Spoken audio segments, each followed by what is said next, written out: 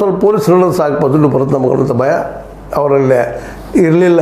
ಅವ್ರು ಕಾಡೋದಿಲ್ಲ ಪೊಲೀಸರು ಕೊಟ್ಟರು ಅನ್ನೋದು ಭಾವ ಇತ್ತು. ಈಗ ಅದು ಒಂದು ರೀತಿಯಿಂದ ಎಲ್ಲ ಆನ್ ರೆಕಾರ್ಡ್ ಪಾರದರ್ಶಕವಾಗಿರಬೇಕು ಅನ್ನೋ ದೃಷ್ಟಿಕೊಂಡು ಈ ಕಾನೂನು ಮಾಡ್ತಾ ಇದ್ದಾರೆ. ಮತ್ತು ನಿಜವಾಗಿಯೂ ಏನಪ್ಪ ಅಂತಂದ್ರೆ ಇಲ್ಲೇ ಕೆಲವೊಂದು ನಿರ್ಬಂಧ ಹೇರಿದ್ದಾರೆ ಸಾಲ ತೊಗೊಳೋರಿಗೆ ಕೊಡೋರಿಗೆ. ಸಾಲಗಾರರು ಅಥವಾ ಅವರ ಕುಟುಂಬದ ಸದಸ್ಯರ ಮೇಲೆ ಒತ್ತಡ ಹೇರುವುದು, ಅವಮಾನಿಸುವುದು, ಅಡ್ಡಿಪಡಿಸುವುದು, ಹಿಂಸಿಸುವುದು ಇವು ಮಾಡುವಾಗಿಲ್ಲ. ಸಾಲ ಕೊಟ್ಟರಿಲ್ಲೋ ಇವಾಗ ಮಾಡುವಾಗಿಲ್ಲ. ಇವೆಲ್ಲ ಹಿಂಸೆ ಕೊಡೋದು, ಅವ್ರು ತ್ರಾಸು ಮಾಡೋದು ಮಾಡೋಂಗಿಲ್ಲ. ಸಾಲಗಾರರು ಅಥವಾ ಅವರ ಕುಟುಂಬದ ಸದಸ್ಯರನ್ನು ನಿರಂತರವಾಗಿ ಹಿಂಬಾಲಿಸುವುದು, ಅವರ ಸ್ವಾಧೀನದಲ್ಲಿರುವ ಸ್ವತ್ತುಗಳ ಬಳಕೆಗೆ ಅಡ್ಡಿಪಡಿಸೋದು.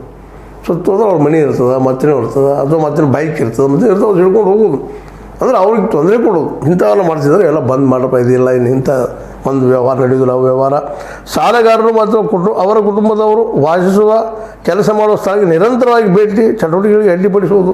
ಅವರೆಲ್ಲಿ ಸಾಲ ತೊಗೊಂಡವ್ರು ಸಾಲ ಎಲ್ಲಿ ದುಡಿತಿರ್ತಾರೆ, ಸಾಲಕ್ಕಾಗಿ ಬದುಕು ಮಾಡಬೇಕು, ದುಡಿಯಲ್ಲಿ ಹೋಗೋದು, ಅವ್ರಿಗೆ ತೊಂದರೆ ಕೊಡೋದು, ಅಪಮಾನ ಮಾಡೋದು, ಸಣ್ಣದಾಗಿ ಮಾತಾಡೋದು ಇಂಥವು ಮಾಡೋವಾಗಿಲ್ಲ. ಇವು ಎಲ್ಲ ಮಾಡಿದ್ರಿಂದಾಗೆಲ್ಲ ರೂಲ್ಸ್ ಬರ್ಲಿಕ್ಕೆ ಇರ್ತಿದ್ದಾವಲ್ಲ. ಇವು ಈ ರೀತಿಯಾಗಿ ತೊಂದರೆ ಕೊಟ್ಟಿದ್ದಕ್ಕೆ ಹಿಂಗೆ ಶುರುವಾಗಿದೆ. ಬಲವಂತದಿಂದ ಸಾಲ ವಸೂಲಿ ಮಾಡಲು ಹೊರಗುತ್ತಿಗೆ ಸಿಬ್ಬಂದಿ ಬಳಕೆ ಇದು ಭಾಳ ನಡೆದೈತೆ ರೀ.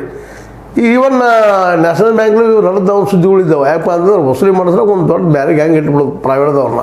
ಅವ್ರು ಹೋಗಿ ಮನೆ ಮುಂದೆ ಕೂತು ಏನೋ ಇದು ಮಾಡಿ ತ್ರಾಸು ಮಾಡಿ ವಸೂಲಿ ಮಾಡುವಂಥದ್ದು. ಅದು ಇವರು ದುಡ್ಡು ಕೊಡೋದಿಲ್ಲ ಅಂದ್ಕೊಂಡು ಹಿಂಗೆ ತೊಂದರೆ ಮಾಡುವಂಥದ್ದು ಅವ್ರಿಗೂ ಒಂದು ಆರೋಪ ನಾವು ಕೇಳಬೇಕಾಗ್ತದೆ. ಬ್ಯಾಂಕರ್ಸು ಇಲ್ಲರಿ ಅವ್ರು ಕೊಡೋದಿಲ್ಲ, ಅದಕ್ಕೆ ನಾವು ಪ್ರೈವೇಟ್ದವ್ರು ಒಂದಿಷ್ಟು ನಾವು ಬಡ್ಡಿ ಒಳಗಿಂದ ಒಂದಿಷ್ಟು ದಂಡದೊಳಗಿಂದ ಒಂದಿಷ್ಟು ಕೊಟ್ಟು ನಾವು ಇಟ್ಕೊಳ್ತೀವಿ ಅನ್ನೋಂಥ ಮಾತುಗಳು ನಾವು ಕೇಳಿದ್ದೀವಿ. ಅದನ್ನು ವಸೂಲಿ ಆಗೋದಿಲ್ಲ, ಅವ್ರು ಸರಿಯಾಗಿ ತುಂಬ್ರೆ ನಾವೇ ಕಳಿಸೋಣ್ರಿ ಅನ್ನೋಂಥ ಮಾತು ಅವರು ಮಾತಾಡ್ತಾರೆ. ಅವ್ರು ಹೇಳೋದ್ರಲ್ಲೂ ಅರ್ಥದ ಸತ್ಯ. ಬಟ್ ಅದಕ್ಕಾಗಿ ಗುಂಡಾ ಪ್ರವೃತ್ತಿ ಬೆಳಿಬಾರ್ದಲ್ಲ ರೀ ವಸೂಲಿಗಾಗಿ.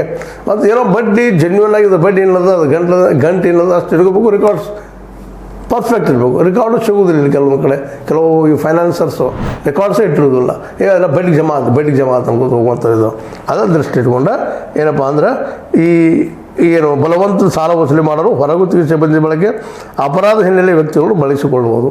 ಅಪರಾಧಗಳಂತ ಒಂದು ಗುಂಡಾಗಿರಿ ಮಾಡುವಂಥ ಜನರನ್ನು ಬಳಸಿಕೊಳ್ಳೋದು ತಪ್ಪ ಮಾಡುವಾಗಿಲ್ಲ. ಅದು ಮಾಡಿದರೆ ಅದು ಶಿಕ್ಷೆಗೆ ಹೊರಗಾಗ್ತದೆ. ಸಾಲಗಾರನು ಅದರ ಸರ್ಕಾರದಿಂದ ಯಾವುದೇ